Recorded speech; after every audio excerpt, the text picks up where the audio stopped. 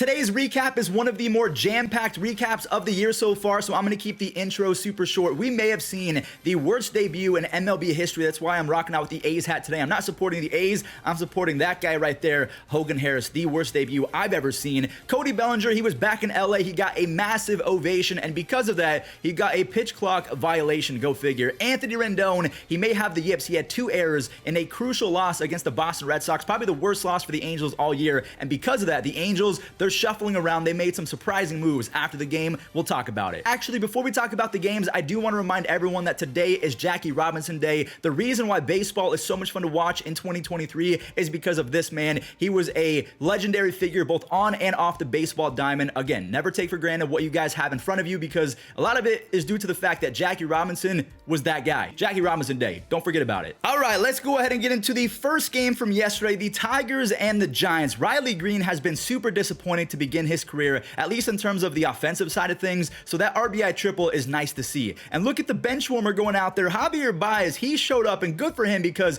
he took it off the chin being benched. We all know what happened. We don't have to get into it again, but he got on 4 times in a single game. I can't remember the last time that Javier Baez had 2 walks in a single game. Yeah, that happened yesterday. The young lefty, Joey Wentz, finally got his command in check. He punched out 7 hitters over 5 1/3. He allowed just 1 walk and 1 earned run. The problem is, though, the Tigers had to face JD Davis, and that guy raked. He's hitting .325 with 3 home runs and 10 RBIs after tying it up. San Francisco, they stole the lead in the 11th inning, and Camilo Doval, he towed the rubber, so we know that this game is going to be over. No, not so fast. Nick Maton, I promise you guys, baseball is a whole lot harder than he just made it look because he bat flipped off of one of the nastiest closing pitchers in baseball. He's got 10 home runs and a 111 OPS plus through his first 98 big league games, so he rakes. The Guardians and the Nationals, I'm still very much waiting for the full-blown Luis Garcia breakout, just like we're getting this year with Jared Kelenic. We'll talk about Jared later on because he went off for his 4th home run in as many games. Now, they do call Luis Garcia Mini Soto just because his stance kind of looks like Juan's, but yeah, I just wanted to show that real quick because no one can call me biased after I just kind of went in depth about the Nationals, even though they were playing my team, the Guardians. Quantrill, he did his best to keep the game close, and thank God he did because Josh Bell, he finally arrived. Thank God. His first home run as a Guardian, and the Washington bullpen, they took care of the rest. J-Ram was hand-delivered a free RBI, and Will Brennan's emergency half swing was hit light enough to score Andres Gimenez because Andres, he flies on the bases, so he scores. Emmanuel Clase, he came in for the 9th, and he wrapped up his 4th save of the year. Not gonna lie, his rhythm and cadence doesn't look all that great with the pitch clock, but he's still nasty. You know how we just talked about Josh Bell hitting his first home run as a member of the Guardians? Anthony Volpe got his first home run as a big league player. Finally, start spreading the news and all that good stuff. Anthony Volpe's first home run comes in Yankee Stadium. We know that he grew up as a diehard Yankee fan, so that had to feel really good. He's such a nice kid, and no way. Are we dreaming? Anthony Volpe and Aaron Judge go back-to-back? What a sentence. Even if you're not a Yankees fan, you have to have fun watching that. And then to add to the bliss that was this game, at least the first few innings of this game, Nasty Nestor, he was back out there putting up 0 after 0 for the first 5 before getting lit up by Carlos Correa, who just will not stop ruining things for Yankees fans. That Stanton home run stole some momentum back. By the way, Giancarlo Stanton looks way more intimidating with his pants down. What do you mean by that?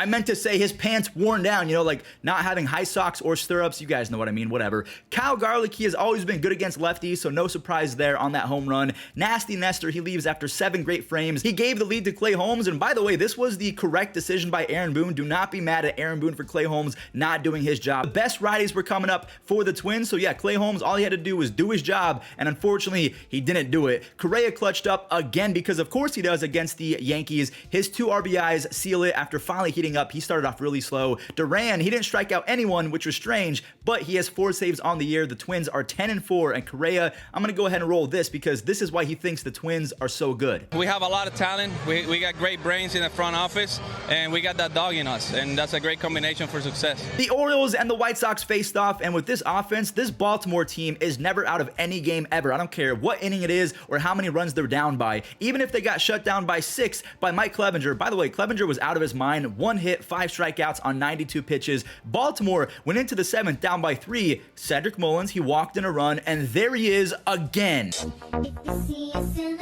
So there he is, back-to-back games. Adley Rutschman is saving his team. And before we gush more about Adley, I want to show off Jorge Mateo's RBI double. We all know I'm a Mateo fanboy, and Ryan O'Hearn has been a little RBI happy as of late, so he's driving in a bunch. Felix Bautista made light work of the Chicago lineup. But real quick, 10 more seconds on Adley Rutschman. He's hitting .380 with 12 RBIs. He has 12 walks. The Rays are trying to save their perfect 13-0 record, but according to a lot of people, they are finally facing off against a good team. George Springer, he's got to be one of the most powerful leadoff hitters to ever play baseball. He actually tied Craig Biggio on that swing with 53 leadoff home runs, so he's tied for 3rd all-time. He's 1 away from tying Alfonso Soriano, and Ricky Henderson leads everyone with 81 career leadoff home runs. Bo Bichette, he ripped an RBI double. Yet again, he is leading the league in hits, so he led it in 2021, 2022. We're going to see if he can go 3 for 3 over the last 3 seasons. Now it's time to take off the glasses and kind of clean them like the and then clean the glasses, because who was that? That was not Jose Barrios. He's usually human batting practice, but he shut down the 13-0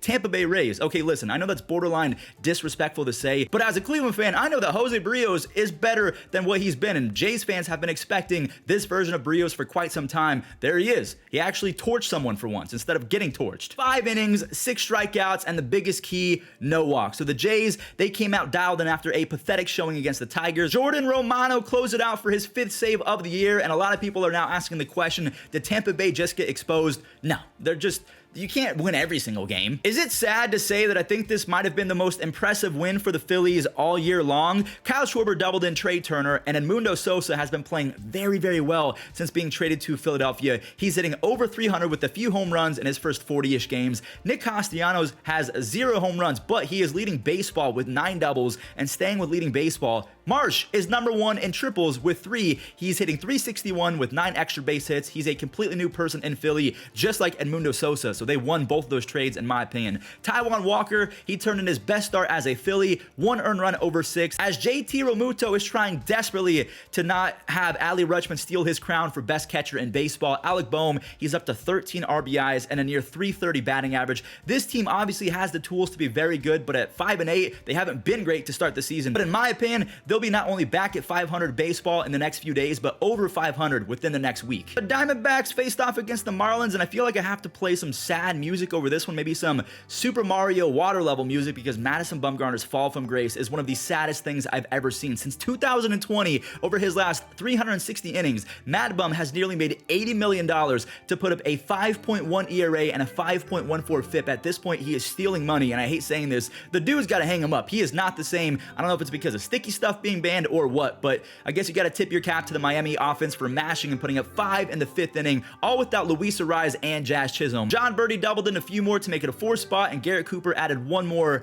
Yeah, Garrett Cooper just straight mashes versus lefties, but this was all for Trevor Rogers, who finally looked good. 6 innings, 7 strikeouts. Remember, just 2 years ago, Trevor Rogers was 2nd in the Rookie of the Year race with a 2.6 ERA and a near 11 strikeouts per 9, so he is talented, but just like Madison Bumgarner, ever since the sticky stuff has been banned, the command and the strikeouts haven't been the same. Pittsburgh versus St. Louis. If I am Johan Oviedo, the pitcher last night for the Pirates, I am asking my teammates to cover my bill, at least steak dinner for the next 2 weeks easily, because Oviedo tossed one of the better starts of any starting pitcher this year, and he got absolutely hosed by his offense. But then again, Jake Woodford of St. Louis tossed a gem as well. I was not expecting that, but nearly 5 shutout with a few punchies. Oviedo had 10 strikeouts on just 1 earned run allowed. Nolan Gorman, he delivered in the clutch, not just once, but right after Wilson Contreras finally did something. He's been pretty stinky to begin 2023. Gorman drove in another. The kid is just 22 years old, hitting .333 and is near tops in baseball with 4 home runs and 12 RBIs. St. Louis, they break their little skid, but now they need a full-blown breakout because they're way better than they've been playing. Matt Olson is having one of the most confusing yet spectacular starts to a season I've ever seen. He's hitting .304 with 5 doubles, 5 home runs, 14 RBIs. All of those are elite numbers, but he has 24 strikeouts, which is awful. So he leads baseball in strikeouts,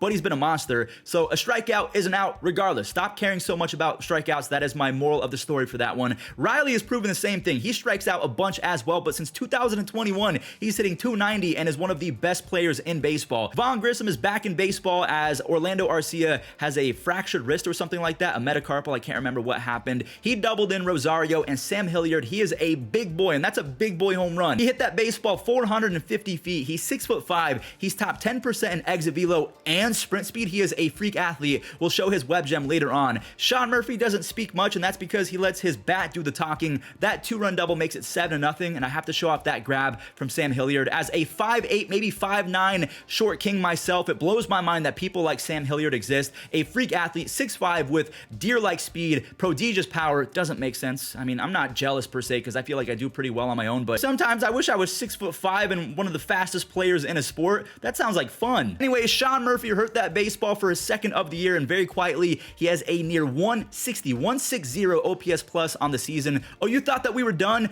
Ronald, a prodigious shot, his third of the year. He is one of 4 players since 2000 to have 3 home runs, 6 stolen bases, and hit above 390 in the first 14 games of a season. And if you do not believe in Ronald just because he wasn't that great in 2022 because he was recovering from ACL surgery, a reminder, he did this from 2019 to 2021 before tearing his ACL. Yeah. Get over yourself. Ronald Acuna Jr. is amazing. Nathaniel Lowe keeps pretty quiet in Texas, but man, this guy absolutely rakes. And yes, by the way, Nathaniel Lowe and Josh Lowe of the Rays, they are in fact brothers, so keep that in mind. Adolis Garcia, or as they call him, El Bombe, crushes a 2-run bomb, his third. Adolis, he wasn't done showing off his raw tools, and it looked like Adolis just kind of flicked his arm forward without any effort, and it was a dime, a seed. He's very underrated, but he still struggles to get on base consistently. Yordan, he's got 5 home runs. I wanted to show that real quick because this game was all Texas Rangers, and when you say Texas Rangers, make sure you attach first place to it. Yes, the Rangers are in first place after Nathaniel Lowe drove home 2 more for Martin Perez, who didn't even need those runs because both he and the Rangers bullpen were lights out. 1 hit, 4 strikeouts over the last 4 innings. The Rangers improved to 8-5, so even though they're in first place, I don't know if it's going to last per se, but hey, 2023 is just the beginning. We're not even mentioning that Corey Seager is out with a hamstring injury, and the Texas Rangers are still playing pretty well, but we're looking at 2024 and beyond when they have Justin Foscue, Jack Leiter, I think that's his name, Kumar Rocker, Owen White, Luis Angel Acuna, that is Ronald's brother. They're going to be insane. All right, here we go. The Angels game. Let's do it, shall we? Patrick Sandoval, I'm not saying he should request a trade, but my God, what a disgraceful performance from his defense. He had 6 strikeouts before the 4th inning came to a close, but that error from Anthony Rendon cost the team dearly. Rafael Devers barreled up another ball. He now has 6 home runs on the year, which is tied for first in all of Major League Baseball. Rendon, he was giving out free runs like it was Halloween candy. Borderline looked like he had the yips. What is he doing throwing from the side? Like, his arm looks very Olive Garden like a complete noodle. Stanley Jansen, he has not been phased at all by the pitch clock. He struck out Mike Trout, Shohei Ohtani, and Hunter Renfroe. He has 3 saves, 7 strikeouts in 4 games this year. Rendon has 0 extra base hits, 3 errors. He's getting paid $38 million this year. That is completely unacceptable. Since signing that deal in 2020, he's only played in 164 games. He's hitting .238 with the 97 OPS plus over the last 3 seasons. Awful. One of the worst contracts ever. The Angels are trying to make some changes. They're calling up Zach Neto, the 13th overall pick in last year's draft in 2022. He's hitting over 300 in just 44 minor league games, but apparently that's all the Angels needed to see. They are sending down David Fletcher, which isn't surprising to me because I'm not an Angels fan, but Angels fans, as well as Shohei Ohtani, they love David Fletcher. He's a fan favorite. He's a great defender, but he has a 69 OPS plus since 2021. I know some people might think that's very nice. Haha, all jokes aside, he's not good at hitting. It was time. By the way, can we show Zach Neto's leg kick one more time? He's going to be fun to watch. The gates of baseball heaven have finally opened and shown their light upon this kid, Jared Kelenic. He has finally been blessed by the baseball gods. 4 straight games with the home run. He is hitting .370 with a .231 OPS plus in his first 12 games this year, because in his first 2 seasons, he hit .170, a .170 with a 66 OPS plus. He was worse than David Fletcher. The prophecy is coming true. J-Rod, he's still doing his thing. Same with Ty France. It was a super easy victory for the Mariners, even though it was a 5-3 W. It was actually a whole lot less close than the final box score. Paul Sewald, he just keeps on getting save opportunities. He strikes out 2 for his 3rd save of the year. One of the most underrated players in baseball showed up in this game. The Cubs and the Dodgers faced off, but we got to talk about Cody Bellinger's return to LA real quick, because he was a superstar MVP in 2019 and completely fell off. I felt terrible for him at one point. A lot of people were saying it was because of things off the field. I don't know, but he got a pitch clock violation. So we saw Andrew McCutchen get a big standing O, no pitch clock violation, and that's that's because the Pirates applied for a extension of the pitch clock. I don't know if the Cubs did that or not, but either way, Cody Bellinger started with a 0-1 count. All right, back to the actual game itself. Yan Gomes is still popping off at the ripe age of 87 years old. Justin Steele was so close to a masterclass. To me, a masterclass is any game you go 6+ innings with 6 or 7+ strikeouts, 1 walk or fewer, and of course, allowing 1 run or fewer. He tossed 7 with 8 punch outs on 3 hits, so maybe I'm being too strict because that home run to Max Muncy. Max Muncy has been on a tear. Steele has a 2.9 ERA and a near 10 strikeouts per 9